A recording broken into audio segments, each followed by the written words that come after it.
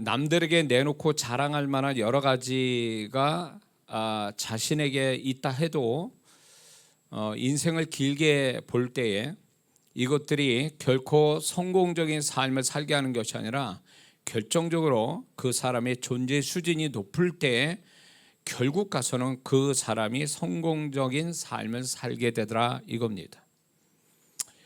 우리가 다 이해가 될 겁니다. 많은 사람들이 또 잘났다고 하는 사람들이 있지 않습니까? 남한테 자랑할 만한 거리가 있다라고 해서 그걸 자랑하고 싶어서 뭐 SNS도 많이 올리고 이런 분들이 있지 않습니까? 그런데 세상 사람들이 부러워할 만한 그 모든 어떤 것을 가졌다 할지라도 그 사람의 존재 수준이 낮으면 결국 사람들한테 욕을 먹고 망한 사람들이 주변에 우리는 보게 됩니다. 뉴스를 통해서 보게 되고 우리 주변에서도 보면 사람은 가지고 있는 재능이나 가지고 있는 소유가 많은데 결국 그 사람이 존재의 수준이 낮아서 결국 그거는 하나도 빛을 발하지 못하고 그리고 오히려 사람들한테 욕먹고 그리고 또 인생이 잘못되는 사람들을 주변에 보게 됩니다. 그런가 하면 우리가 살아가는 이 세상이 그 어느 때보다도 온갖 범죄와 불행들이 많아진 것은 그 이유는 과거에 비해서 사람들의 존재 수준이 급격히 낮아졌기 때문에 그렇습니다. 이것은 주님이 오시기 직전에 사람들의 어떤 그 모습들을 그 내면의 모습들을 디모데후서 3장 1절에서 5절의 말씀에 자기 사랑, 돈 사랑, 쾌락 사랑으로 인한 15가지의 부패한 마음 이런 것들을 이제 갖고 있기 때문에 사람들이 그걸로 인해서 사람들이 더욱 불행해지고 사고가 많아졌다라는 얘기입니다. 그리고 또한 이제 이런 것도 좀 생각해 봐야 됩니다. 믿는 자가 만약 나는 왜 하나님의 새로운 축복이 없을까? 맨날 왜 그저 그런 날로 답답하게 사는가라고 의문을 갖는다면 그 해답은 자신의 존재 수준을 높이지 않아서 그렇다는 것입니다. 자신의 존재 수준을 높이지 않기 때문에 그렇다는 것입니다. 우리가 분명히 알아야 될 것은 주님의 나타나심과 그분의 손길의 수준은 곧 그 성도의 존재의 수준과 비례한다는 것입니다. 세상은 요령껏 재주펴서 악을 적당히 죄를 범하면서 그렇게 살아도 잘 되는 사람이 있습니다. 그런데 예수 믿는 사람은 그렇게 살 수가 없어요. 왜냐? 두 가지 때문에 그래요. 하나님이 시퍼렇게 살아 계셔서 우리의 모든 걸 알고 계시고 보고 계시고 또 하나는 하나님의 말씀의 법이 우리는 그 말씀의 법에 적용받아 사는 사람이기 때문에 그렇습니다. 그래서 하나님의 눈길과 그 말씀을 벗어날 수가 없어요. 하나님은 아무리 택한 하나님의 우리가 택한 구원받은 하나님의 자녀라 할지라도 하나님이 보실 때 그분의 마음이나 그분의 말씀에 벗어나면 이건 여지없어요. 그렇기 때문에 예수 믿는 사람이 세상 사람처럼 막 사는 거 요령 피고 적당히 살아가고 죄 짓고 살아가도 잘 되는 걸 보며 부러워하면 큰일 납니다. 그거는 안 믿는 사람, 구원받잖아 지옥 갈 사람들의 그런 삶의 형태를 믿는 자가 보고 부러워하고 배워서는 절대 안 됩니다. 왜냐하면 믿는 자는 하나님과 그분의 말씀이 우리에게 철저하게 우리에게 역사하고 있기 때문에 그렇다는 걸 잊지 말아야 됩니다. 근데 간혹가다 성도분들이 어린 성도들이 세상 사람들 보면 재미있게 사는 것 같고 그렇게 살아야 잘 살 것 같처럼 생각해서 적당히 교회는 안 다닐 수 없으니까 적당히 교회 다니고 그러면서 세상 사람처럼 살려고 그렇게 하게 되면 반드시 후회하게 된다는 거죠. 믿는 자는 믿는 자답게 살지 못하면 결국은 그 사람은 나중에 남는 건 후회고 아무것도 남을 게 없다라는 것입니다. 빈털터리가 된다는 거죠. 그렇기 때문에 예수 믿는 사람은 꼭 이렇게 구속해야 뭐 감옥에 갇혀서야 비로소 내가 잘못했구나 근데 뭐 지금 감옥에 있는 사람들이 다 자기가 잘못했다고 나는 감옥 갈 만한 사람이 이렇게 말한 사람은 없다는 거예요. 거기 갔다 온 분이 그러더라고요. 하나도 자기는 죄 짓는 사람이 없다는 거예요. 그 안에 있는 사람은. 그런 것처럼 어떤 구속된 어떤 그런 속에 들어가 있어야 내가 잘못했구나 이렇게 세상 사람은 그렇게 느낄 수는 있으나 예수 믿는 사람은 꼭 그렇게 그렇게 물리적으로 가다둬야 내가 잘못했구나 이렇게 생각하면 이미 그 신앙은 신앙이 아니라는 거죠. 하나님은 보이지 않게 계시죠. 말씀도 보이지 않게 믿는 자의 삶 속에 있어서 그 말씀에 벗어나면 그 말씀대로 하나님이 그 성도가 그렇게 살도록 다스려 가신다는 거죠. 하나님 마음에 들지 않으면 하나님이 보실 때 슬퍼하거나 기뻐할 수 없고 잘못되다면 그분은 반드시 믿는 자를 제자리에 갖다 놓기 위해서 어떤 식으로 일을 하신다는 거예요. 그래서 우리는 보이지 않는 하나님의 손길, 하나님의 마음, 하나님의 말씀을 두려워할 줄 아는 성도가 신앙생활 잘 하고 있는 모습이 될 줄을 믿습니다. 자, 그렇다면 존재의 수준을 무엇으로 알 수 있을까요? 무엇보다 첫 번째는 무엇보다 마음의 수준으로 알 수 있다는 것입니다. 이것은 남들은 모르고 나 자신만 아는 존재의 수준입니다. 마음이란 그의 생각과 감정, 그것으로 인한 의지를 말하는 것입니다. 마태복음 12장 35절에 선한 사람은 그 마음에 쌓은 선에서 선한 것을 내고 악한 사람은 그 마음에 쌓은 악에서 악한 것을 내느니라 이렇게 말씀하고 있습니다. 마음의 수준은 그 마음 안에 무엇이 쌓였는가가 결정적이라는 것입니다. 우리끼리는 마음에 뭐가 쌓였는지를 모르죠. 그러니까 그 사람의 어떤 겉모습 보고 판단하지만 하나님은 우리의 존재의 수준값을 뭘로 보시냐면 그 마음에 가장 중요한 마음에 뭐가 쌓였느냐를 보신다는 거죠. 그 마음에 쌓인 것이 그 사람의 존재의 가치가 된다는 것을 주님은 분명히 말씀하고 있습니다. 그래서 악한 것을 쌓으면 낮은 수준, 선한 것을 쌓으면 높은 수준의 존재가 되는 것입니다. 우리가 신앙생활하는 이유는 행위가 목적이 아니라 결국 마음에 최고의 선한 것을 쌓자고 하는 게 신앙생활이라는 것입니다. 믿습니까? 근데 이 개념을 이거를 알거나 알지 못하는 성도들, 알면서도 신앙생활 잘못하는 사람들이 많다는 거죠. 어떤 행위를 그럴싸한 행위 또 선한 행실 영적 행위를 가져서 사람들이 칭찬받는다고 그 사람의 존재의 수준이 올라가는 것만은 아니에요. 분명한 것은 그 사람의 마음에 하나님이 보실 때 그동안 신앙의 행위를 통해서 좋은 게 쌓여지는 것, 이게 하나님이 우리를 인정해 주시는 기준이 된다는 걸 잊지 말아야 됩니다. 신앙은 결국 행위로 끝나는 게 아니라 그 행위로 마음에 뭐가 쌓이느냐가 이 신앙의 끝이라는 걸 잊지 말아야 됩니다. 마태복음 23장에 바리새인 종교 지도자를 주님이 그렇게 책망하셨는데 왜 책망했습니까? 율법을 안 지켰기 때문에 책망하신 게 아니잖아요.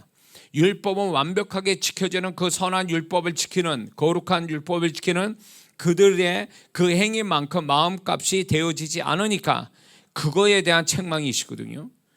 결국 주님이 여기서 그들을 책망하심으로 인해서 우리에게 말씀하고 싶어하는 건 바로 그거예요. 행위로 자랑하지 마라. 행위가 아니라 네 마음에 무엇이 쌓이는가를 살펴보라 이거죠.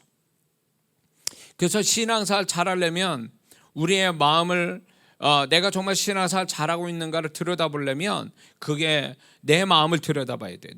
내 마음이 무엇이 많이 쌓이는가, 무엇이 많이 쌓이는가를 알려면 나는 뭘 많이 생각하느냐, 어디에 내가 반응을 하느냐 보면 알 수 있어요. 안 좋은 걸 많이 생각한다? 그러면 그 사람은 심령에 안 좋은 게 쌓인 거예요. 그리고 안 좋은데 반응이 더 빠르다? 그러면 그 사람은 마음에 안 좋은 게 쌓인 거예요. 선한 것이 쌓인 사람은 선한 것을 생각하게 돼 있어요. 그리고 선한 것에 더 관심을 갖고 선한 것에 더 감정이 발동이 된다는 것입니다. 그걸 통해서 내가 무엇이 쌓여 있는지를 알 수 있어요. 그래서 마귀는 믿는 자를 망하게 만드는데 결국은 여러 가지 방법을 외적인 걸 쓰지만 결국은 마귀가 우리를 망하게 하는 최종적인 목표는 뭐냐면 우리 마음이 타락하게 만드는 거예요. 그래서 오늘날 많은 교회 다니는 성도들이 정말로 우리끼리는 다 거룩하게 살고 정말 잘 하나님 앞에 잘하는 것 같아도 그건 우리끼리의 모습이지 하나님 보실 땐 그렇게 안 보신다는 거예요. 하나님 앞에 우리는 신앙생활하면서 하나님 앞에 마음이 더 수준이 올라가야 비로소 그 사람이 신앙생활 잘하는 거고, 또 그런 마음의 수준이 높은 자를 사단은 어떻게 할 수가 없다라는 것입니다. 마귀의 최종적인 목표는 우리 마음을 타락하게 하는 건데, 마음이 타락하지 않은 그런 성도는 마귀는 더 이상 건들 수 없다라는 거죠. 어떻게 할 수가 없는 거예요. 그래서 우리는 우리의 행위만 가지고 난 신앙생활 잘한다라고 생각해서는 절대 안 된다는 것입니다. 그래서 성령님은 계속 우리에게 우리의 마음을 계속 들여다보게 하신다는 거예요. 그게 자학하고 죄책감이나 열등감이나 뭐 어떤 그런 마음을 갖게 하려고 마음을 들여다보는 게 아니라 하나님 앞에 더 나은 마음을 갖게 하기 위해서 우리가 진정으로 회개할 게 무엇인지, 잘못된 게 무엇인지, 우리가 고쳐야 될 게 무엇인지를 아는 것이라는 것입니다. 이런 어떤 일의 마음을 살펴서 자기의 마음을 고칠 수 있는 사람이 비로소 하나님 앞에 제대로 은혜를 받고 제대로 축복을 받는 사람이 될 수 있다는 걸 잊지 말아야 될 줄 믿습니다. 존재의 수준은 무엇을 알 수 있습니까? 언어와 행위로 그 성도의 존재의 수준을 알 수 있습니다. 이것은 남도 알고 나도 아는 언어와 그 행위가 그의 존재의 수준인 것입니다. 그러므로 수준 있는 언어와 행위를 반복하여 갖는 자는 존재의 수준이 높아질 것이고, 반대로 수준 낮은 언어와 행위를 반복한다면 그의 존재의 수준은 점점 낮아질 것이라는 것입니다. 뿐만 아니라 존재의 수준을 무엇을 알냐면 믿는 자의 신앙생활로 그의 존재의 수준을 알 수가 있습니다. 그것은 하나님께 가까이 가고자 하는 어떤 횟수, 시간의 양, 태도, 이걸로 존재의 수준을 결정하게 된다는 것입니다. 그러므로 하나님께 가까이 가는 것이 적은 자는 존재의 수준이 낮아질 것이고, 많으면 존재의 수준이 높아질 거라는 것입니다. 교회를 한 번 나온 사람보다 두 번 나온 사람이 훨씬 낫겠죠. 하나님 은혜 받는 거나, 그리고 그런 어떤 하나님 앞에 보내는 시간들, 태도들, 어떤 그런 태도들이 결국은 하나님 앞에 더 은혜 받게 돼 있겠죠. 그래서 그 사람의 신앙의 수준을 높이기 위해서는 어떤 횟수가 많아야 되고, 그리고 또한 시간의 양도 많아야 되고, 태도도 좋아야 된다는 걸 우리가 잊지 말아야 됩니다. 그런데 왜 신앙생활 하는데도 왜 존재 수준이 올라가지 못하는가 할 때, 횟수도 많고 또 시간의 양도 많은데 왜 존재 수준이 안 올라가냐는 것은 결국 태도의 문제에서 있는 거예요. 태도가 잘못됐기 때문에. 그래서 횟수와 시간의 양과 태도는 같이 가야 되는 거거든요. 근데 많은 성도분들이 횟수도 있고 또 시간의 어떤 양도 많은데 결국 태도가 불량이라 존재 수준이 올라가지 못하는 성도들이 너무 많다는 것입니다. 그냥 형식적으로 예배드리고 의무적으로 예배드리고 그렇게 하니까 회개는 했지만 태도가 불량이라 그 사람의 존재 수준이 올라가지 못하는 걸 여기서 발견할 수 있다는 거죠. 하나님께 가까이 가고자 마음 먹었으면 그런 횟수나 시간의 양보다 더 태도를 분명히 하는 것, 하나님 기뻐할 태도를 갖는 것이 대단히 중요하다는 것을 우리는 알아야 될 줄 믿습니다. 또한 존재의 수준은 하나님의 말씀에 순종과 불순종으로 존재의 수준을 알 수 있습니다. 순종이 많으면 존재의 수준이 높은 것이요, 불순종이 많으면 존재의 수준이 낮은 것입니다. 뿐만 아니라 존재의 수준은 거룩의 수준으로 그의 존재의 수준을 알 수가 있습니다. 회개를 잘하고 죄를 버릴수록 존재의 수준은 높아지는 것이고, 회개를 안 하고 죄를 버리지 않는다면 존재의 수준은 낮아지는 것입니다. 회개하지 않고 죄를 계속 반복한다면 최악의 존재의 수준이 되는 것입니다. 우리는 어쩔 수 없이 살아가면서 죄를 질 수밖에 없습니다. 그런데 죄를 그래서 요한일서 1장 7절 9절의 말씀에 예수님의 보혈로 우리가 사함을 받을 수 있단 말이죠. 그래서 깨끗함을 입을 수 있고 불의에서 건짐을 받는데, 회개를 안 하니까, 약속이 있는데도 회개를 안 할 만큼의 영적인 게으름이거나 말씀을 무시하거나 어떤 그런 부분에 대해서 그걸 두려워하지 않는, 그런 어떤 회개를 하지 않는 그런 어떤 영적 교만으로 인해서 그 사람은 더 망하는 자가 되는 거예요. 오늘날 우리가 지금 주님 오실 때 가까우니까 사람들이 점점 짐승화돼 가거든요. 사람들이 짐승화돼 가는데, 문제는 뭐냐면 과거 어느 때보다도 그 지금 사람들의 어떤 그 마음이나 어떤 일어나는 사건들의 어떤 양상을 가만히 보면 잘못을 인정하지 않는다라는 거예요. 사람들이 자기가 잘못인데도 인정하지 않아요. 그리고 핑계와 변명과 이유를 댑니다. 이게 결국 뭐냐면 사람들의 마음이 악해지니까 자기를 솔직하게 인정하는 것을 두려워하거나 싫어하니까 인정을 하지 않아요. 인정하지 않으니까 사건이 이제 더 증폭이 되겠죠. 그래서 다툼이 더 심해지고, 그래서 불의의 사고가 막 일어나는 것도 결국 인정하지 않고 자기 잘못을 인정하지 않은 데서 출발이 되는 거거든요. 과거에는 그냥 뭐가 잘못됐으면 솔직하게 인정하고 그리고 잘못했다고 용서를 구하고 이런 게 그렇게 됐었는데, 그 정도 마음이, 사람들이 그 정도 마음인데 지금은 그런 게 없어요. 그러다 보니까 사회에서 이런 게 있습니다. 변호사가 많아지고 법원에 갈 일이 많아진 이유가 왜 그러냐면 사람들이 어느 한쪽은 인정 안 하는 거거든요. 잘못한 사람이 인정을 안 하기 때문에 그 다툼을 가지고 법원에 가고 변호사 찾는 거거든요. 이게 사회 전반의 어떤 우리 지금 살고 있는 모습이거든요. 근데 이게 세상을 탓할 게 아니라 예수 믿는 사람들에도 이런 게 있다라는 거예요. 응? 하나님 앞에 인정을 안 하고, 하나님 앞에까지도 인정하지 않고 그냥 넘어가는, 구렁이 담는 넘어가는 이것이 계속 누적되다가 결국은 하나님이 징계를 받게 되고 하나님의 은혜와 축복이 사라지는 것을 이제 발견하게 되는 거죠. 그런 것들을 하나님이 우리가 죄를 범하는 걸 슬퍼하세요. 우리가 죄 짓지 않고 거룩하게 살아가길 바라시지만 우리가 연약해서 죄에 넘어갈 수 있어요. 슬퍼하세요. 근데 죄 짓는 걸 가지고 슬퍼하시지만 회개치 않으면 슬퍼하시는 게 아니라 불쾌하게 여기시고 그거에 대해서 화를 내신다는 거죠.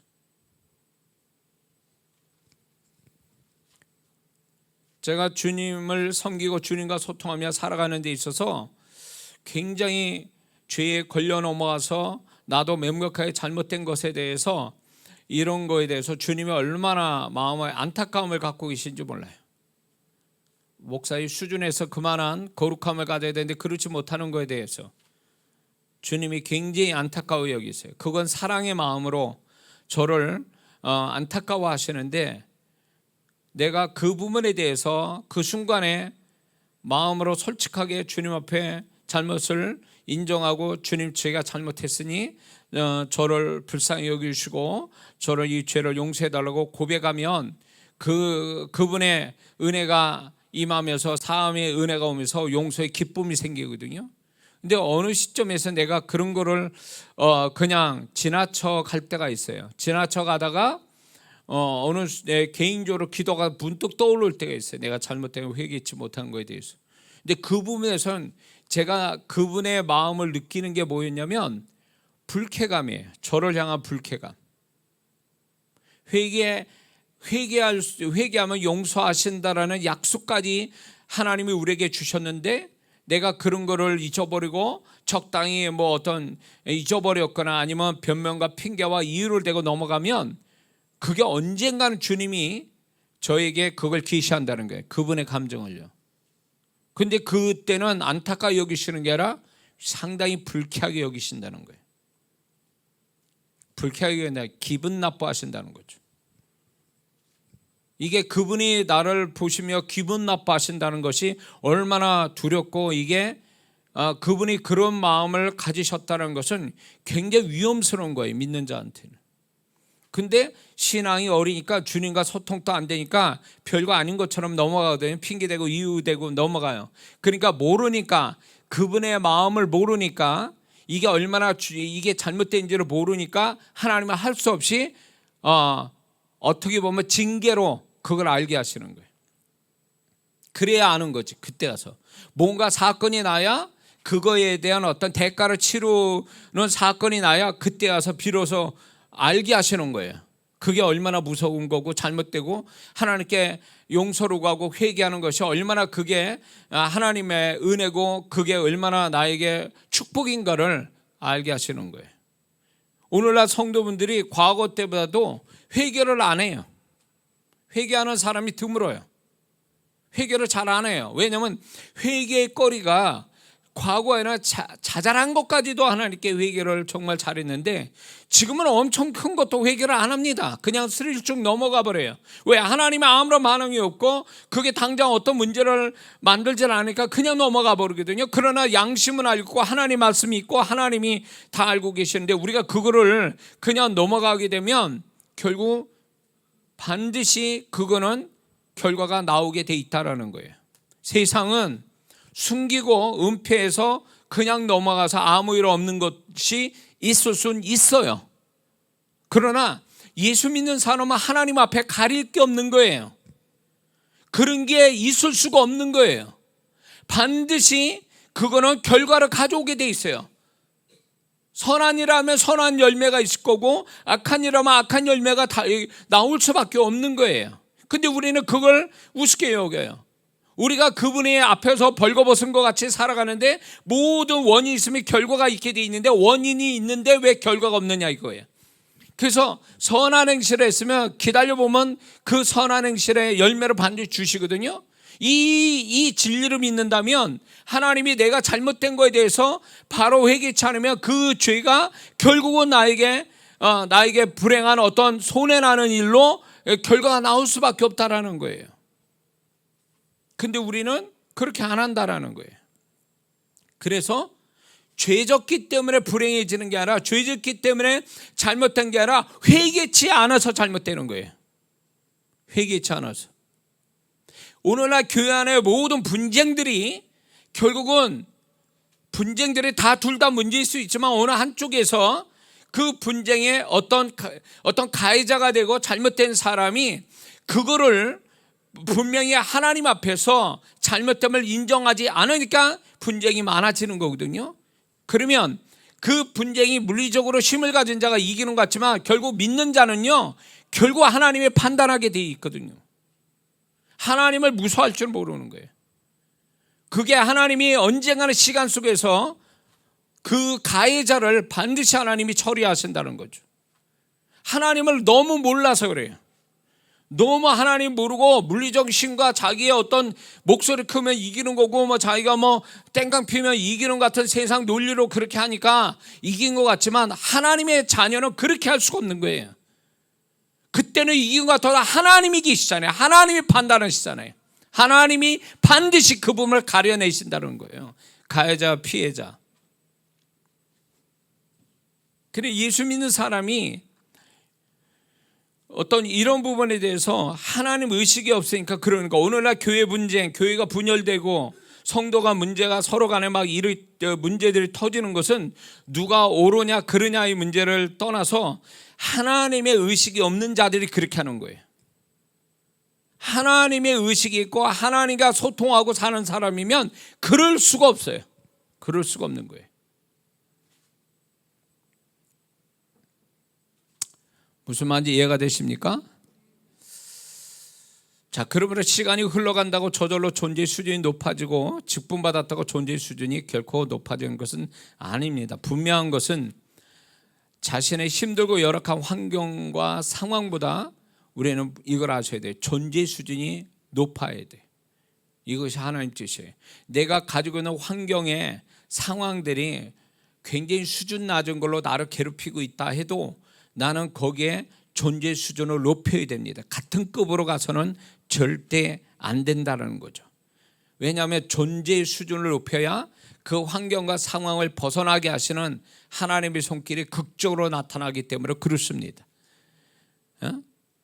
그런데 이제 이렇게 의문을 가질 수도 있겠죠. 왜 안 좋은 환경과 상황에 놓였는데 자신이 그곳에서 더 그 시간을 많이 흘려 보내고 있는데, 고통스러운 시간을 보냈는데 왜 그곳에서 그 상황에서 벗어나지 못하는가에 대한 이것은 그 해답은 바로 그겁니다.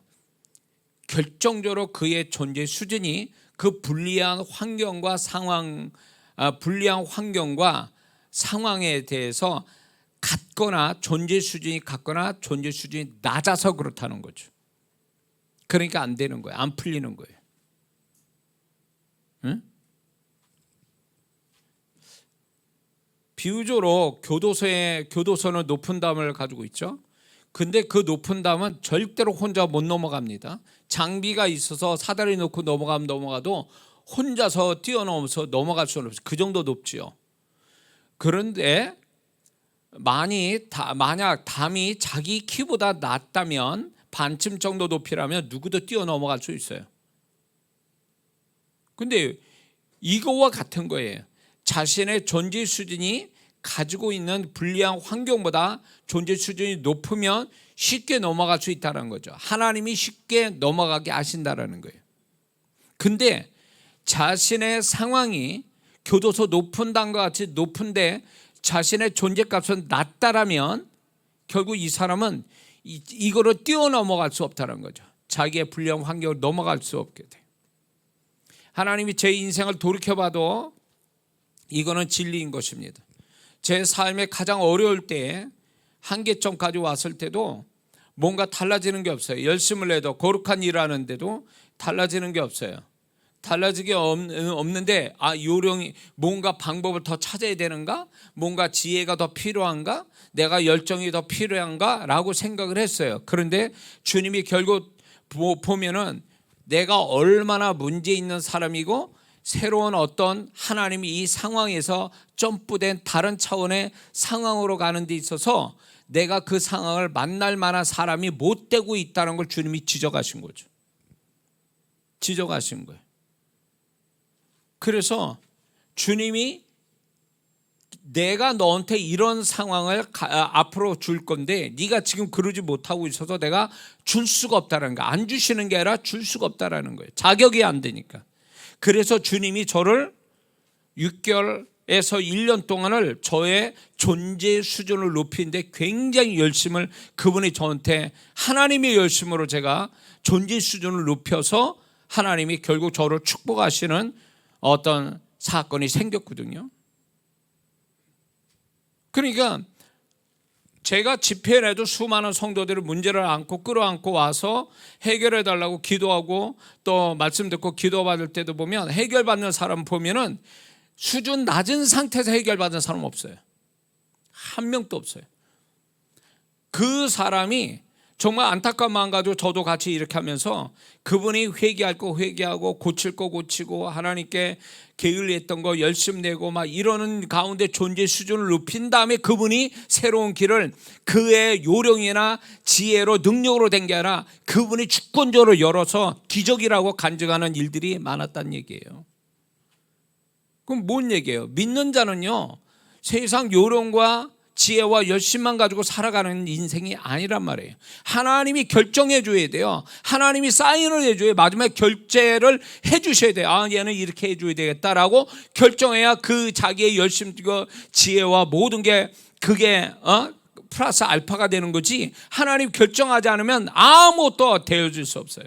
저같이 거룩하냐 하나님의 일을 10년 넘게 목회하면서 10년 넘게 정말 몸이 종합병원 되도록 그렇게 해도 아무런 발전이 없고 문을 닫아야 되겠다, 교회 문을 닫고 끝내야 되겠다라는 생각을 가질 정도로 그렇게 13년 세월을 보냈다고요. 하나님이 왜 다른 교회는 다 그렇게 잘 되겠으면 나는 왜 이렇게 하냐 그거예요. 내가 무슨 잘못을 많아서. 아들 없이 8년 동안 목회하면서 목회도 힘들고 자녀도 없고 재정도 어렵고 교인들을 속삭이고 이러면 다 끝난 게, 이 정도면 뭐 굉장히 열악한 거 아니에요? 근데도 주님은 그런 속에 기도하고 아무리 해도 발버둥 쳐도 뭔가 나타나질 않아요. 하나님께서는 그거를 뛰어넘게 하기 위한 뭔가 특단의 어떤 그분이 생각할 때 얘는 이렇게 놔두면 안 되겠다. 이 수준에서 이렇게 놔뒀다간 얘는 아무것도 못 얻고 세월만 가겠다 생각하니까 하나님께서 저희의 수준을 높이기 위해서 기도의 영부터 부어주시고 회개의 영을 부어주시고 그러면서 하나님 앞에 잘못된 모든 것들을 고치고 이런 시간들이 한 거의 1년을 지난 거예요. 1년을. 그러고 나서 하나님이 저를 너 그 정도면 됐어 라고 해서 하나님이 주권적 길을 여서요. 내가 아무도 모르는데 누가 날 찾아오고 전화 오고 어떻게 해달라고 그러고 그런데 가서 하는데 하나님은 놀랍게 내가 생각한 이상으로 또 역사하시고 저는 그걸 보면서 이게 우연이겠냐 말이에요. 존재값이 낮아지면 아무것도 안 돼요. 하나님은 무당이 아니세요. 점쟁이 귀신이 아니라고. 그냥 복채만 주면 저절로 그냥 알아서 잘되게 하는 그런 귀신의 역사가 아니라고요. 그분은 인격적인 분이라 나를 먼저 생각하신다. 나라는 존재부터 먼저 생각하지 내가 가지고 있는 문제를 먼저 생각하시는 분이 아니란 말이에요. 그런데 우리는 우리의 존재를 빼놓고 자꾸 문제만 상대를 하다 보니까 존재 수준은 어려운 가운데 존재 수준이 높아지는 게 아니라 더 존재의 수준은 떨어져 버리니까 시간만 같이 되는 건 아무것도 없어요. 이런 사람이 있어. 나 이 정도면 됐는데. 아니요. 그 정도 됐으면 벌써 뭐가 돼도 돼야 되는 거 아니에요. 해결이 돼도 돼야 되는 거 아니에요. 잘 돼도 잘 돼야 되는 거 아니에요. 그건 자기 생각이에요. 저도 이랬거든요. 하나님 이 정도면 좀 되는 거 아닙니까? 근데 주님은 그게 아니라는 거예요. 너 그 수준 가지고는 안 된다라는 거예요. 그래가지고 막 진짜 다른 사람보다도 평상시보다 한 3-4배는 그냥 하나님 앞에 내가 나를 다지고 나를 고치고 주님이 쓰실 만하게 내가 새롭게 되어지는데 열심을 내는 그 끝에 와서 하나님이 역사했거든요. 내가 됐다고 되는 게 아니에요. 그분의 마음에 그분이 인정하는 수준까지 올라가야 되는 거예요. 그래야 뭐가 달라지는 거예요. 광야 1세대로 보세요. 그들은 광야 생활하면서 환경보다 더 낮은 수준의 모습을 가지고 있었습니다. 하나님이 불과 구름 기둥으로 만나로 먹이고 물을 먹이시고 메추라를 먹이시고 그리고 하나님께서 그 길에 인도하심이 있었고 불뱀을 막으시고 옷이 헤어지지 않게 하시고 발이 부르트지 않게 치밀하게 하셨다고요. 그렇게 도우셨어요. 그러니까 그 환경이 광야라는 환경이 그렇게 나쁜 환경은 아니었단 말이에요. 근데 문제는 뭐냐면 이 환경보다 수준이 떨어졌다고. 광야 1세대는 끊임없는 원망과 의심과 불평과 이렇게 하는 존재의 수준이 떨어지니까 결국 어떤 일을 벌였어요? 존재의 수준이 높아야 취할 수 있는 가나안 땅은 이들은 취하지 못하게 됐다는 거 아니에요. 40년 동안 그렇게 불평했던 광야에서 죽어버린 거 아니에요. 왜 그랬을까요? 존재 수준이 안 되니 가나안 땅 들어갈 존재 수준이 안 된 거예요. 그러니까 이 존재의 수준을 가진 광야 2세대 자녀 세대가 가나안 땅을 취할 수 있는 존재의 수준이 되니까 그 가나안 땅을 그들에게만 허락하신 거 아니냐 말이죠. 존재의 수준이 떨어지면 결국 하나님의 약속한 것도 취소가 되어버리는 결과가 나온다는 걸 이 광야 1세대를 통해서 우리에게 말씀하고 있는 거예요. 왜 하나님 나한테 축복을 안 주십니까? 그분은요 우리한테 마음껏 축복할 수 있는 분이에요. 그런데 왜 나는 그만큼 축복이 안 되냐면 내가 그만한 존재 수준이 안 되기 때문에 그런 거예요. 광야 1세대 같으니까. 그래서 저는 우리 교회가 200명 성도와 50억 건축을 하는 데 있어서 돈 가지고 되는 것도 아니고 사람 가지고 되는 게 아니라 나나 우리 교회에 하나님이 바라시는 어떤 공동체의 어떤 수준 내지는 이장한 목사의 수준, 우리 성도들의 수준을 높여야 하나님이 주권적인 역사가 올 거라고 저는 믿는 거예요. 믿습니까? 수준이 떨어지네. 맨날 그 교회에서 치고받고 싸우고 다투고 분열나고 막 이렇게 되는 교회에서 무슨 건축이 되며 무슨 그게 축복이 되겠습니까? 안 돼요. 절대 안 됩니다. 그래서 저는 이제 그게 이제 뭐 사람이나 재정의 문제도 있겠지만 그보다 더 우선이 되는 거는 존재의 수준을 높여야 돼. 그분이 축복하실 만한 존재가 됐느냐, 그 공동체가 됐느냐. 이게 가장 중요한 거. 이게 결정적 변수가 되는 거거든요. 이게 자신의 존재의 수준이 떨어지는 것을 환경이나 다른 사람이나 어떤 상황 때문이라고 탓하고 변명, 핑계, 이유를 대서는 절대 안 됩니다. 변명되고 탓하는 거, 그게 그럴싸하게 그렇게 만약에 그럴 수밖에 없어라고 얘기를 한다면 세상 사람은 이해해주고 공감해줄 수 있으나 하나님 앞에서나 영의 세계는 어림도 없다는 거죠. 왜? 존재의 수준이 떨어지면 결국 영의 세계에서 하나님은요, 그 존재의 수준이 떨어지면 결국 그 모든 것은 어떤 하나님이 어떻게 할 방법이 없다는 거예요. 그리고 존재 수준이 떨어지면 결국 모든 것 자기가 책임을 져야 되기 때문에 그렇습니다. 존재 수준이 높아지면 하나님이 도우시고 은혜가 있지만 만약에 자기가 어떤 불리한 환경과 어려움 속에서 존재 수준이 떨어지면 이건 하나님의 은혜를 받기가 어렵다라는 거예요. 하나님의 은혜도 사라지는 사람이 된다는 거죠. 그래서 예수 믿는 사람은요, 좀 더 하나님 앞에 분별력을 가지고 되는데, 분별력을 가져야 될 것 중에 뭐가 있냐면 뭔가 솔직하고 정직해야 돼요. 뭔가 이게 이렇다라면 그걸 인정하는 솔직함이 있어야 돼요. 정직함이 있어야 돼요. 그래야 그 사람이 그런 태도에서 존재값을 높이지, 계속 핑계대고 변명되고 탓하고 이러면 그 사람은 존재값이 높아지는 게 아니라 결국 그것 때문에 존재값이 낮아지게 되면 하나님이 어떻게 할 방법이 없다라는 거예요. 이런 사람한테는요.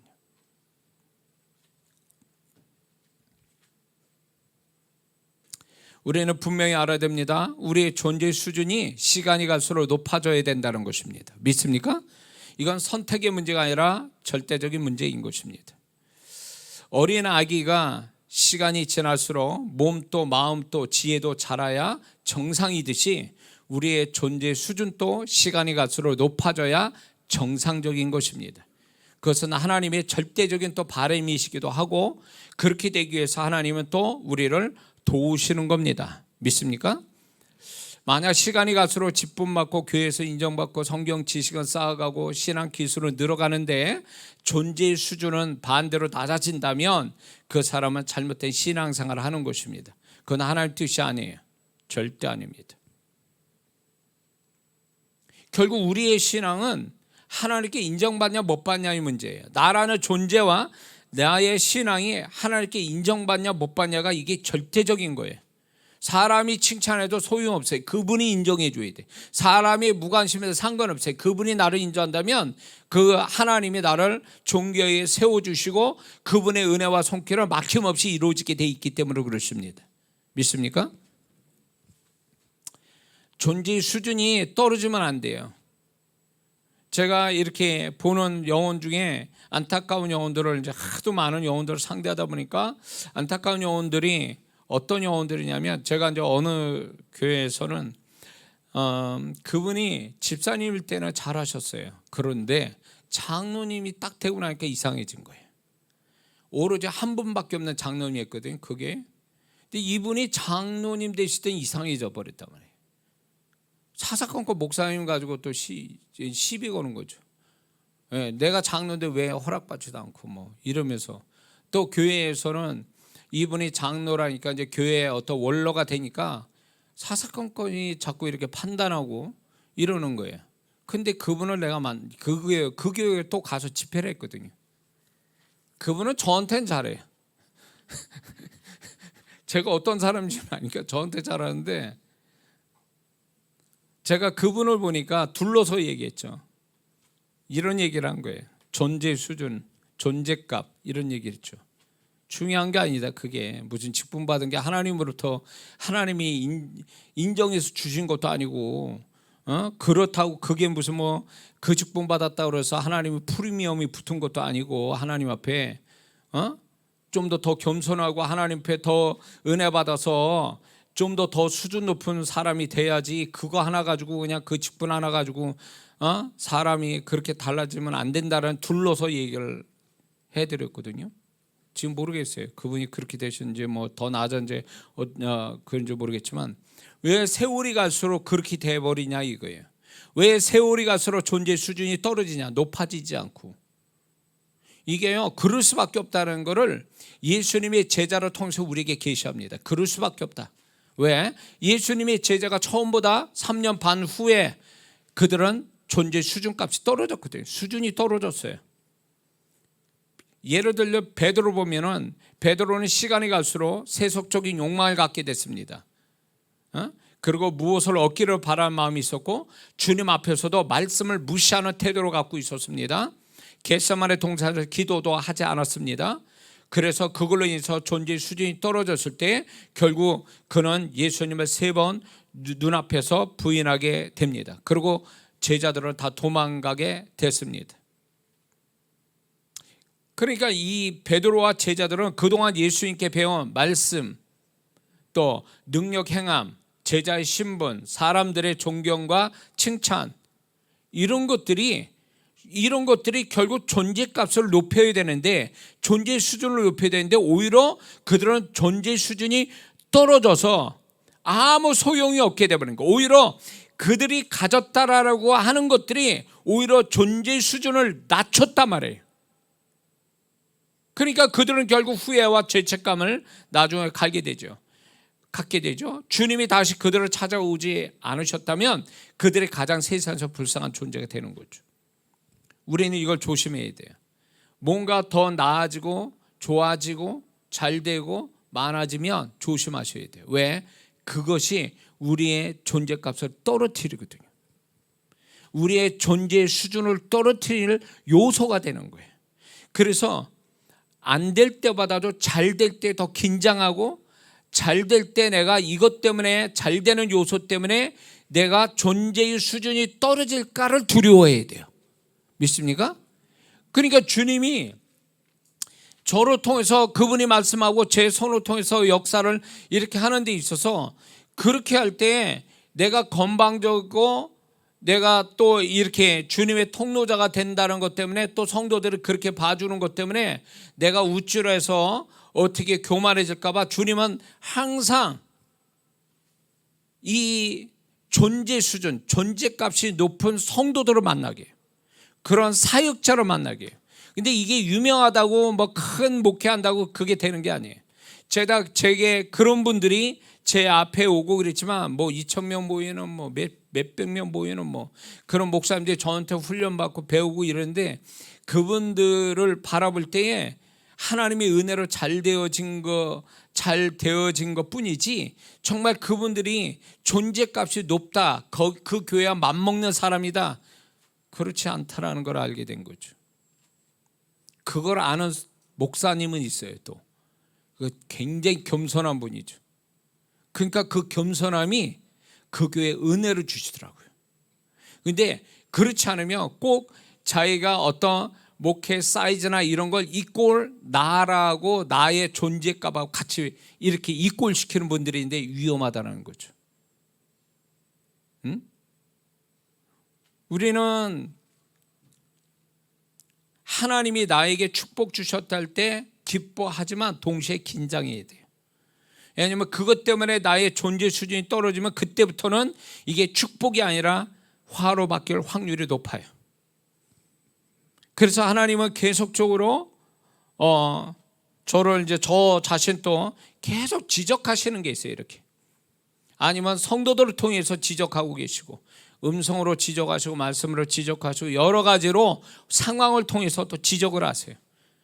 그래야 제가 엉뚱하게 교만해지거나 잘못되지 않을 수 있으니까 그분은 그렇게 하시는 거예요. 왜 그럴까요? 존재의 수준을 낮아지면 그때부터 위험해지고 하나님께 쓰실 수 없는 사람이 될 수도 있으니까, 하나님의 은혜고 축복이 사라질 수도 있으니까. 예수님의 제자들처럼 뭔가 됐다라고 하면 그때 넘어지기 십상이라는 거죠. 잘된 거에 대해서 여러분들 조심해야 돼요. 그것 때문에 내가 존재 수준이 떨어진다면 그건 축복이 아닌 거예요. 하나님의 바람도 아닌 거예요. 타락한 자기의 본성이 작동한 것뿐이에요.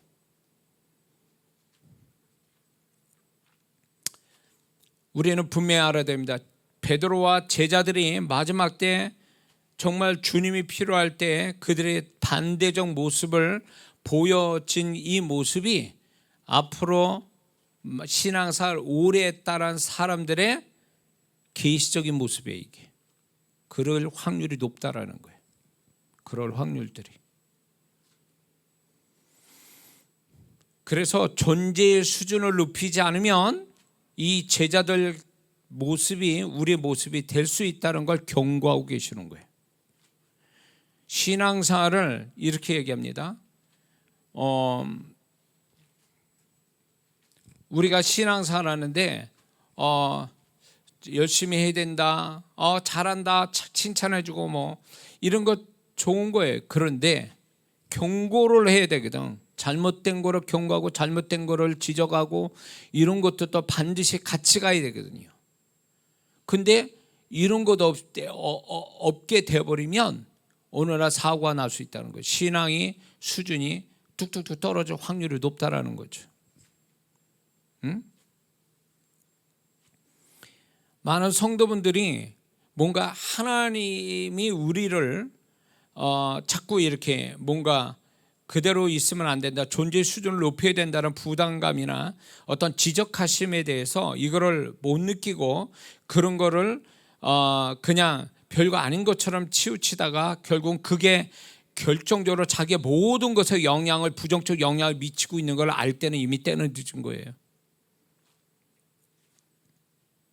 존재의 수준이 떨어지면 어떤 현상이 일어날까요? 첫째는 존재의 수준이 떨어지면 그 지점부터 자신을 망하게 하려는 귀신들을 그의 관계된 삶의 영역에서 만나게 된다는 것입니다. 귀신이 기다리고 있어요. 존재의 수준이 떨어지면. 베드로의 수준이 떨어지니까 결국 대제사장 뜰에서 하석들, 마귀가 그 하석들을 통해서 베드로를 3번 부인하게 만들죠. 그 지점에서 귀신은 기다리고 있었던 거예요. 수준이 떨어진 베드로를 알아봤기 때문에 그 베드로를 망하게 하려고 기다리고 있었던 거예요. 수준이 떨어지면 결국 이제 뭐가 문제냐면 수준이 높을 때는 아무 문제 없다. 수준이 떨어지니까 그때부터 아무 문제가 과거에 없었는데 문제가 막 생겨. 똑같은 일, 똑같은 상황인데도. 왜 그럴까요? 수준이 떨어졌기 때문에 거기서 귀신이 역사하고 있는 거예요. 정말 수준이 높으면 성령이 지키시고 하나님이 은혜를 주시고 이러니까 매끈하게 지나가는데 수준이 떨어지니까 하나님의 은혜의 손길도 없으니까 거기서부터 이제 귀신이 역사하는 거예요. 마음껏. 1997년 8월 6일에 어떤 사건이 있었냐면 칼기가 괌에 이제 가게 됐어요. 8월 6일이니까 뭐 관광객 실컷 갔겠죠. 그런데 그 괌에 갈 때에 거기 활주로 이제 다 거의 왔는데 안개 끼고 비가 오는 상황이었어요. 그러니까 모르는 거예요. 이게 이제 그 비행기가 일정하게 이제 고도를 맞춰서 가고 있었는데 앞이 안 보고 비가 오니까 조종사나 파이러트는 그냥 간 거예요. 이렇게 갔는데 왜 사고 났냐면 이게 안 보이고 안개가 안 보이니까 이 비행 고도보다 훨씬 높은 산이 앞에 바로 있다는 걸 몰랐던 거예요. 그래서 산에 부딪혀가지고 거기에 죽은 사람이 228명이 죽었습니다. 한국 사람들이었겠죠, 대충. 저는 그걸 보면 그 기사를 보면서 교훈을 얻은 게 뭐예요? 수준이 산의 높이보다 높아야 비행 고도를 더 높였어야 살 수 있는데 괌의 비행장에 내릴 수 있었는데 이 비행 고도를 그대로 가져가다가 앞에 비행 고도보다 더 높은 산이 있다는 걸 모르고 부딪혀서 결국은 이제 사고가 났단 말이에요. 저는 이게 교훈이라고 봐요. 우리가 수준을 높이지 않으면 원치 않는 그 산과 같은 일들이 벌어질 수 있다는 거죠.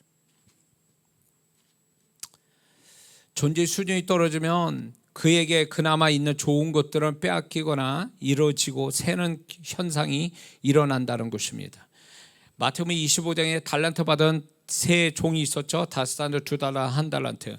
근데 1달란트 받은 자가 결국 그 1달란트조차도 빼앗겨서 10달란트 남긴 자에게 주죠. 주인이. 여기 중요한 교훈이 있어요. 1달란트 받은 자가 일을 못해서 빼앗긴 겁니까?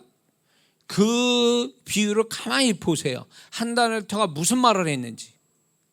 적어도 1달란트를 주인이 떠나기 전에 1달란트를 받은 종에게도 그 종에게도 1달란트 줬다라는 얘기는 그 종을 믿었기 때문에 준 거거든요. 그의 종의 어떤 수준을 믿었기 때문에 줬는데 이 1달란트 받은 생각이 바뀐 거죠. 부정적 생각을 가지고 주인에게 되지도 않은 말을 한 것이 결국은 1달란트를 뺏기게 된 거예요. 결국 주인이 떠나기 전보다도 존재의 수준이 떨어진 거예요. 존재의 수준이 떨어진 데서 나온 말이 그를 불행하게 만든 거죠. 빼앗기게 된 거죠. 이게 중요한 어떤 교훈이에요. 우리가 하나님 앞에 우리가 존재의 수준이 떨어지면 있는 것조차도 빼앗기고 소멸되고 새는 일들이 생기나. 만약에 이런 일이 생기면 뭘 생각해야 되냐면 믿는 자는 자기 수준을 생각해야 돼요. 자기 존재의 수준을 생각해 봐야 돼요. 내가 수준이 낮아서 지금 이런 일이 벌어지는 거 아닌가? 1달란트 받은 종같이 존재의 수준이 떨어져가지고 나는 지금 빼앗기고 있는 게 아닌가라고 생각해야 된다는 거죠. 존재의 수준이 떨어지면 세 번째는 하나님의 은혜와 손길이 멀어지거나 사라집니다. 그전과 다른 양상이 생긴다는 것입니다. 하나님의 은혜와 손길이 멀어지게 되면 똑같은 상황이라도 그전과 똑같은 상황이라도 하나님 손길이 없어지면 불편하고 시끄럽고 손해보고 피곤하고 잘못되는 경우가 허다하게 많다는 거죠. 그때 가서야 하나님이 그동안 도와주셔서 이렇게 됐구나 그렇게 고백하게 되는 거죠. 그러니까 수준이 떨어지면 문제가 돼 있는 거예요. 문제가. 네 번째는 존재의 수준이 떨어지면 좀 더 심각하게 생각하자면 존재의 수준이 최악으로 떨어지면 구원을 잃게 됩니다. 구원을 잃어요. 결국 주님 오실 때 신부의 존재와 신앙을 가질 수가 없습니다. 우리는 이걸 알아야 돼요. 구원받으면 다냐? 아니요. 그건 시작일 뿐이에요. 구원을 받은 다음에 구원받은 합당한 삶이 없으면 구원을 잃는 건 기정사실이에요. 근데 누군가가 구원을 광범위하게 얘기해가지고 구원을 받았으면 이제 영원한 구원이다. 뭔 짓을 해도. 그럴 것 같으면 바울 서신이 결국 구원받은 자의 삶을 제시하고 있는데 바울이 뭐라고 얘기합니까? 구원받으면 막 살아라고 그럽니까? 구원받은 다음에 어떻게 살아야 될지를 조목조목 다 얘기하고 있잖아요. 바울 서신을 통해서. 그게 뭐예요? 구원을 받았으면 구원에 합당한 삶을 살아야 구원이 유지되고 그 구원으로 말미암아 천국 간다는 얘기예요. 근데 구원받은 다음에 아무렇게나 막 살아버리면 과연 그게 하나님 앞에서 구원에 합당한 삶을 안 산 자가 정말 천국 갈 수 있느냐에 대해서는 저는 회의적이라고 보는 겁니다. 그렇게 바울을 통해서 구원받은 자의 합당한 삶을 제시했는데도 이걸 하나도 안 지킨다라고 할 때 이게 얼마나 무서운 얘기입니까? 근데 우리는 너무 그거를 안이하게 너무 그거를 가볍게 생각, 구원을 정말로 구원받으면 다 되는 것처럼 생각한단 말이에요. 그래서 저는 이렇게 생각해요. 예수 믿었다가 타락해가지고 세상에 살다가 다시 돌아오면 다시 예수 영접해야 돼요. 이런 사람은요. 전에 구원받았으니까 그대로 신앙생활 하세요? 아니요. 그러다 지옥 가면 누가 책임질 거예요? 누가 그 사람을 구원받았다 누가 인정해 주겠냐 그 얘기예요. 그래서 우리는 바울이 그랬잖아요. 두렵고 떨림으로 구원을 이루라고. 두렵고 떨림으로.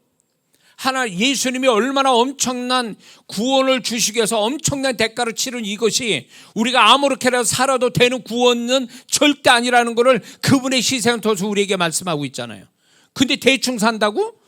아니요. 그 사람은 마귀의 속삭임에 넘어가는 거예요. 지금 여러분 아셔야 될 게 WCC, WEA, 로잔 대회 이런 데서 자칫 잘못하면요. 그런데 우리 성도들 관심 안 가는 게 좋은데 지금 세계의 추세가 뭔지 아세요? 예수님만이 오로지 구원의 길이 아니고 다른 데도 구원이 있다. 이렇게 얘기하는 정신 나간 신학자부터 해서 믿는 자들이 너무 많아졌다는 거예요. 그래서 세계 하나 된 종교를 통합하려고 지금 난리들 그거 하고 있잖아요. 그 위에 있는 사람들이 무서운 세상이 가고 있습니다. 예수님만이 유일한 우리의 구원자인데 다른 데도 다른 종교도 구원이 있다 이래요. 이게 맞는 얘기예요? 하나님은 그렇게 말씀 안 하시는데 근데 그게 일부의 위에 있는 분들이 그런 얘기한다고 성경에 안 맞는 얘기를 한다고요. 이 세상이 이 지경이 됐어요. 구원에 합당한 삶을 살아야 된다는 이거를 뛰어넘어가지고 이제 구원이 예수밖에 없는 게 아니라 또 다른 데도 있다라고 얘기한다는 거예요. 그게 안 믿는 자가 얘기하는 게 아니라는 얘기예요. 지금 교회 안에서 그 얘기가 나오고 있는 거예요. 지금 얼마나 우리가 영적으로 혼탁한 세대에 살고 있는지 정신 차려야 돼요. 구원이 그렇게 만만하게 가벼운 게 아니라는 거죠. 예수님의 고난을 보세요. 예수님을 보세요. 그게 구원이 얼마나 우리가 어렵게 주신 구원이라는 걸 보면 구원받은 다음에 함부로 살아서 안 되는 걸 얘기하고 있잖아요. 그걸 또 바울 서신을 통해서 제시해주고 있잖아요. 구원받은 자의 합당한 삶을 개인적으로 공동체에 우리는 그걸 알아야 됩니다. 믿습니까?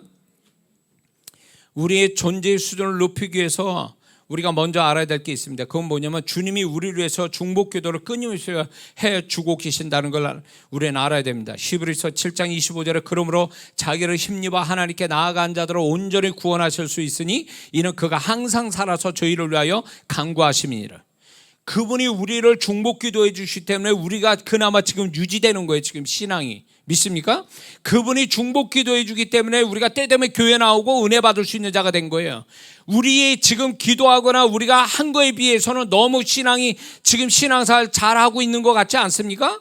이거는 우리 노력으로 된 게 아니에요. 그분이 중보기도를 끊임없이 우리의 구원을 잃어버릴까 봐 지키시고 기도하시는 주님 때문에 우리가 지금 유지되고 있다는 걸 잊지 말아야 된다는 거죠.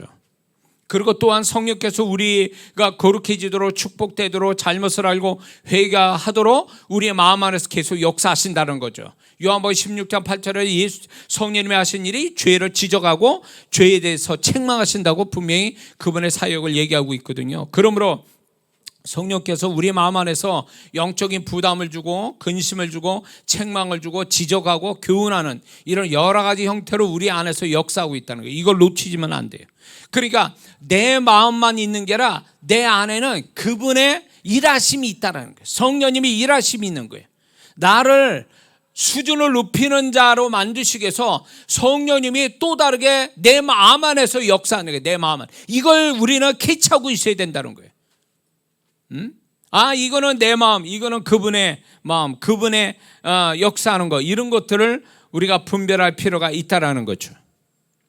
제가 어느 방송을 보니까 방송 프로그램에 일타 강사, 소위 말해서 일타 강사가 나와서 학생들 공부하는 방식, 공부 내용, 그래서 공부 실력을 늘리는 이런 그 카운슬링 해주는 프로그램을 보게 됐는데, 그래서 그 일타 강사들이 국영수 이렇게 저기 일타 강사가 할 때 애들의 실력이 느는 거를 보면서 저는 그게 꼭 누가 같냐면 성령님이 그렇게 하시는 것 같아요. 성령님이 우리의 일타 강사라는 거죠. 우리가 뭐가 문제인지 어떻게 해야 수준이 올라가는지를 그 성령님이 우리를 돕고 계시고 또 지적하시고 이렇게 알게 하시고 이렇게 하신다는 거 볼 때 저는 성령님이 일타 강사 같다라는 생각 들면서 제가 그 프로를 본 적이 있거든요. 재밌게. 그러므로 우리는 성령님과 예수님의 도우심을 받아서 마음의 수준을 높이고 언어와 행실의 수준을 높이고 순종의 수준을 높이고 신앙생활의 수준을 높이고 거룩의 수준을 높여야 될 줄 믿습니다. 그런데 우리가 알아야 될 것은 존재의 수준은 급격하게 떨어지는 게 아니라 이미 마음 안에서부터 존재의 수준이 서서히 떨어지게 만든다는 것입니다. 마음 안에서. 그러므로 수준 떨어지는 마음의 상태를 가져오는 것이 무엇인지를 살펴서 수준 떨어지게 하는 것들을 속히 막아야 됩니다. 그게 행위에서 오는 게 아니라 그 사람 마음에서부터 시작이 된다는 거예요. 마음에서. 그렇기 때문에 마음의 수준이 떨어지게 만드는 요소가 뭐냐는 거예요. 그거를 우리는 반드시 그때 처리하지 못하면 이게 나의 마음의 수준을 낮추면 언어와 행위의 수준도 낮출 것이요, 신앙의 생활도 수준을 낮추게 되면 이건 아무것도 나아질 수 없다는 거죠. 그래서 우리가 최초로 마음의 수준을 낮추는 것이 뭔가를 찾아야 돼요. 그리고 마음의 수준을 어떻게 해야 높이는가를 찾는 것이 이게 신앙 생활이 되는 줄 믿습니다. 지금 존재의 수준이 떨어지고 있는데 모르고 있다면 주님께서 알게 하시고, 또 만약 알면서도 수준을 높이지 않는다면 주님은 기한을 두고 기다리시다가 존재의 수준을 높일 마음이 없다는 것을 아실 때 그때 가서 주님께서 강제로 존재의 수준 높인 일을 시작하신다는 겁니다. 그게 우리 입장에서 보면 징계요, 고난이요, 환난이요, 눈물이에요. 그래서 고난을 받는 성도들은 반드시 알아야 될 게 뭐냐, 그거는요 존재의 수준을 높이라고 하는 강력한 사인이에요, 메시지예요. 그러니까 존재를 안 높이면 이 사람은 아무리 해도 안 돼요. 왜? 우리의 모든 건 그분의 손에 있고 그분이 결정해야 모든 게 이루어지기 때문에 그렇습니다. 믿습니까? 우리 교회가 앞으로 더 잘 되어 가는데 돈 가지고 잘 될 것 같습니까? 아니요. 저나 우리 성도들이 존재의 수준이 높아지면 그분이 주권적인 역사들이 이 교회에 나타나게 될 거예요. 거기에 열심 내야 돼요. 거기에 열심 내. 그리고 저와 여러분들 존재 수준 높으면 여러분의 삶의 모든 지경에 지금보다 훨씬 더 그분의 손길이 풍성하게 나타나게 될 줄을 믿습니다. 존재의 수준을 높이면요, 욥이나 요셉처럼 새로운 차원의 하나님의 새로운 이끄심, 하나님의 손길, 하나님의 축복을 반드시 보게 될 줄 믿습니다. 또 주님의 존재를 더욱 경험시킨다는 것입니다. 그리고 결국 예수님의 신부의 존재와 신앙을 갖게 하고 주님께 들림받는 자격이 있는 성도로 만들어 가신다는 걸 잊지 말아야 될 줄 믿습니다. 그래서 우리는 존재의 수준을 높여두고만 그게 아니라 우리는 계속 높아져 가야 돼. 존재의 수준을 계속 높여야 돼. 분명히 성령께서 그 부분을 지적하시고 부담을 주시고 푸시할 거예요. 너 이대로 있으면 안 돼. 너 이 정도 가지고는 안 돼. 계속 그런 부분에 어떤 때는 참 우울해질 때가 있어요. 저한테는 자꾸 그런 걸 지적할 때 남들이 볼 때는 아무것도 아닌데도 계속 그분은 내 안에서 그분이, 저는 은혜 받는 쪽이 아니라 은혜를 줘야 되는 주님의 통로자의 입장이 돼야 될 사람이니까 그분의 더 높은 존재의 수준을 요구하시니까 계속 지적하심이 오거든요. 그런 것들을 피해가지 않고, 그런 걸 외면하지 않고, 그런 어떤 그런 것들을 놓치지 않고 계속 존재의 수준을 높여가는 것, 그게 저의 신앙의 목표죠. 그리고 여러분의 목표가 바로 그것이 되어야 될 줄 믿습니다. 그러면 그게 그러면 내 삶하고 분리되고 다른 거냐, 이거하고 다른 거냐? 아니요. 내 존재의 수준 높이면 그게 그 사람의 삶의 모든 하나님의 손길에 비례한다는 거죠. 절대로 하나님은 그 사람의 존재와 삶을 분리시키지 않는다는 거죠. 그 사람의 존재의 수준이 곧 그의 삶의 하나님의 손길, 축복에 비례한다는 걸 우리는 알아야 될 줄 믿습니다. 그래서 우리가 결정적인 건요, 주님과 함께 살고 주님에게 인정받으면 나머지 내 삶은 그냥 그분이 알아서 처리해 가시는 거예요. 이거 얼마나 이게 복된 삶이냐 말이에요. 우리가 세상 사람은 자기가 다 해야 돼요. 그러나 우리는 하나님께 인정받고 하나님이 바라는 존재가 되면요, 존재가 되면 삶은 자동으로 따라오게 돼 있다는 거죠. 자동으로. 우리가 우리의 존재를 높이지 않는 채 그냥 내 삶에 뭔가 되어지고 이런 것들만 바란다면 하나님이 결코 그걸 기뻐하지 않으실 겁니다. 그리고 그렇게 하는 사람이 과연 그게 자기 뜻대로 갈 수 있느냐? 절대 그렇지 않다고 봐요. 저는 제 삶은 그렇게 하나님이 그렇게 하셨거든요. 내가 그분이 바라는 그 때마다 수준이 높은 존재가 되지 않는 한 그분의 새로운 일은 내게 나타나지 않았단 말이죠. 그래서 그분이 지금 또 오늘 아침에 저에게 계시적인 마음을 주셨는데 이게 현실이 되면 제가 얘기하겠습니다. 간증으로. 그분이 저한테 이렇게 하실 때 반드시 어떤 새 일을 계시하면서 그러면서 동시에 내가 뭘 어떻게 될지 나에 대한 거를 숙제처럼 주시는 것들이 있어요. 이걸 해내야 그 일이 벌어진다는 거예요. 이 일을 해내야, 이걸 해야. 저는 그렇게 삶을 그분이 다스려 왔기 때문에 여러분도 마찬가지예요. 저만 특별하겠습니까? 여러분도 그 마찬가지예요. 그분이 원하는 어떤 새 일을 앞에 두었다면 이 성도를 수준을 높인 일을 반드시 하신다는 거예요. 어떤 식으로 하신다는 거예요. 하도록 도우신다는 거죠. 하도록 자극 주시고 이걸 놓치면 안 돼요. 예를 들어서 오늘 갑자기 기도가 너무 하고 싶어, 뭐 전도하고 싶어, 뭐 아니면 내가 좀 더 회개를 많이 해야 될 것 같아. 이거는 내 마음이 아닌 거예요. 영적인 그분이 바라시는 어떤 모습을 보인다는 것은 결국 이거는 내 모습이 아닌 거예요. 이게 내가 선해서 그렇게 되는 게 아니라 그분이 나를 존재값을 높이기 위해서 그렇게 하시는 거예요. 왜? 이 존재값을 높이는 것은 결국 그 앞에 하나님이 새로운 일, 새로운 차원의 그분의 손길이 앞에 있기 때문에 그분이 거기에 맞는 수준 있는 자를 만드시기 위해서 지금부터 일하고 계시는 거지. 그거 놓치면 안 돼요. 그거를. 그 흐름을 놓치면 안 된다. 그래서 여러분들이 정말로 우리 하나님과 함께 살아가는 데 있어서 그분의 바람은 결국 존재의 수준을 높이는 것, 제가 흔히 말하는 존재값을 높이는 것, 이것이 결국은 그의 삶에 같이 영향을 이어서 간다라는 것. 그럴 때 그분의 손길을 풍성하게 새로운 차원의 손길과 더 풍성한 손길을 봄으로 인해서 하나님이 얼마나 좋으신 분인가를 찬양하는 것, 그게 그분의 우리에게 영광 받으시고자 하는 모습이에요. 믿습니까?